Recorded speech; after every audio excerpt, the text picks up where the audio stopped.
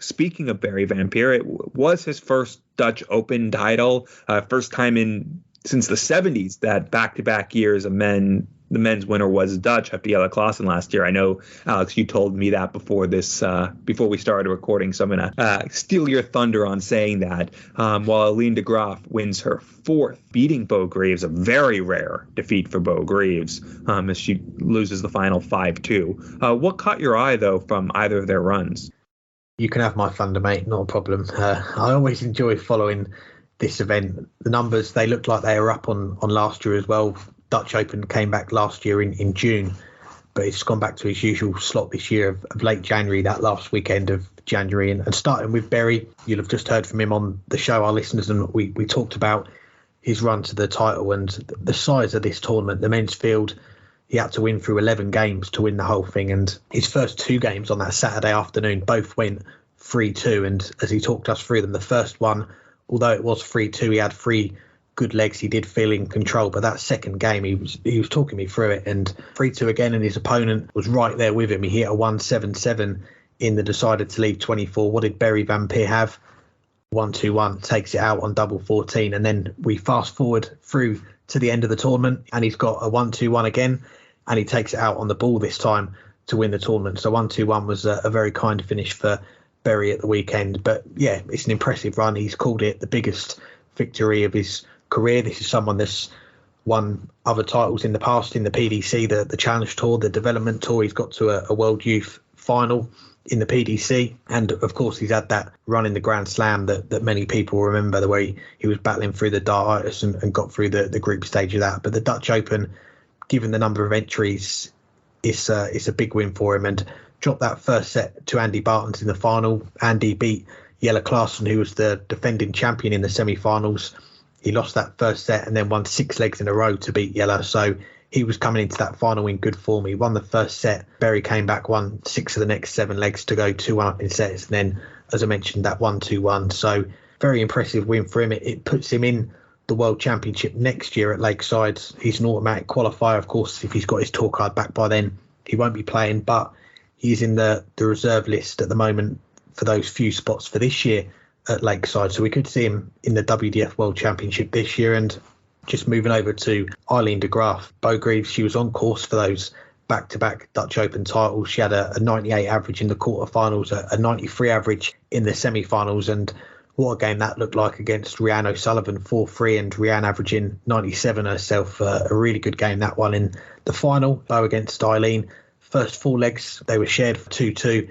Aileen then holds in 13, and the final really hinged on that 6th leg because Bo had 17 left, missed the big number, and Aileen breaks to go 4-2 up. Bo Greaves doesn't take out the 106 in the next leg, and Aileen checks out on 80 to win it, her 4th Dutch Open title. And to do it, beating Bo Greaves, the reigning world champion, and you spoke about her recently as a contender for Player of the Year, and she deserved to be in the nominees, right up there in the conversation, because she lost, 2-3 games all year against the ladies in competitions in 2022. So that is a really impressive win for Aileen to do it in the final as well, and worth remembering that she made the final of the Women's World Match Play in the PDC side of the ladies game last year, so she was only 1 win away from getting to Ali Pali herself. So yeah, a player who's always dangerous. She's in the spots again for the Women's World Match Play as things stand for this year, and yeah, getting wins like that is going to give her a lot of confidence that she can go and win even bigger titles as well.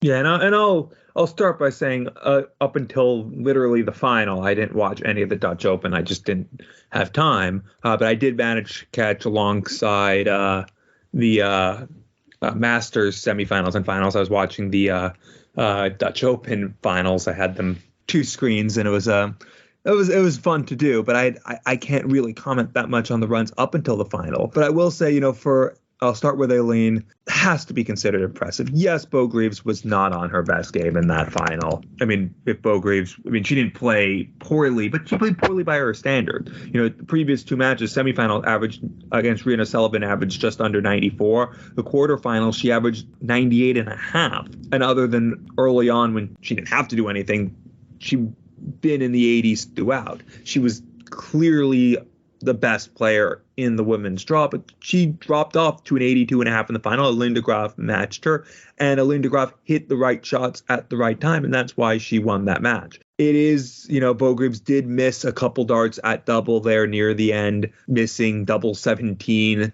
two-hold throw in the sixth leg, and that ended up being the leg where Aileen broke and started to pull away. But it's an impressive win because nobody beats Bogreaves. She only lost 2 matches in female competition last year over the course of the entire year and won something like 100 and something. She was undefeated in the women's series. She, of course, won all 8 events she played in the women's series to get into the PDC World Championship after being on nil point on the order of merit prior to that because she hadn't played any of them. So all credit to Aileen de Graaf. It's a huge win for her, and it shows that Bo is still beatable. Even when Bo's playing okay, Bo is beatable. And Aileen de Graaf, she only made the final of the Women's World Match Play last year. We know she's one of the top competitors, and she's a player who maybe entering 2023 is going to want to be saying that, okay, Bo is obviously the best player in the world, the player to beat, but it's not just 2 or 3 players on that second tier, it's 3 or 4. I'm one of those. And that has to be her goal this year, to really establish herself as one of those top players. She's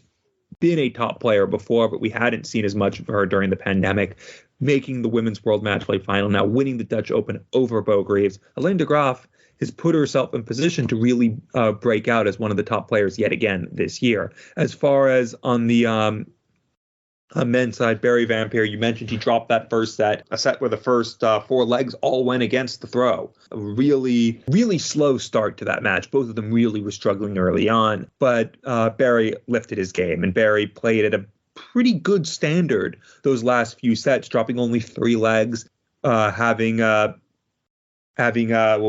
6 of those legs where he won, 6 of those 12 legs he won in 15 darts or fewer. We had Christopher Kemp on not that long ago, and he talks about, the importance, the percentage of legs are able to win in 15 darts or fewer. He did that in half the legs. That's not necessarily a Pro Tour standard, but not too far off of it after a bad start to that match. It was a really good performance where Barry Vampire lifted himself as the match went on, and after getting broken in that 4th set, to fall behind after starting off well in that set, to come back, to be able to break back and then throw in your best leg of the match, a 12 darter in the decider to win it. I think that was just a brilliant finish.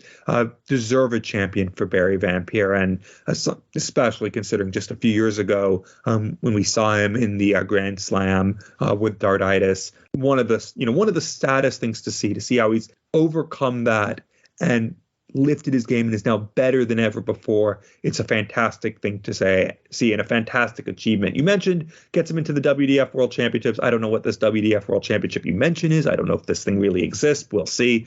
But either way, deserved champion of the Dutch Open when it's all said and done.